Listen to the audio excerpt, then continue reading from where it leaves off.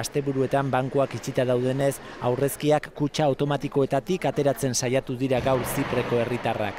Haserre daude dirua bankuan duten guztiek nahita ez ordaindu behar dutelako Bruselak ezarri dien zerga. 100.000 euro baino gutxiago dutenei, 6,75 kenduko diete, eta ia 10 100.000 eurotik gora dituztenei.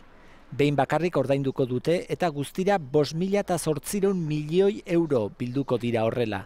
Zipreko bankuetan dirua duten atzerritarrei ere eragiten dien neurri honek, errusiarrak gehienak.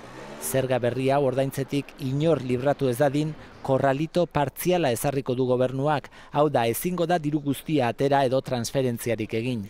Bruselak ezarritako baldintzen artean, sozietate zerga 10%tik 12 igotzea ere badago, eta sakrifizio hauen guztien truke 10.000 milioi euroko erreskatea jasoko du Mediterranioko irla txikiak.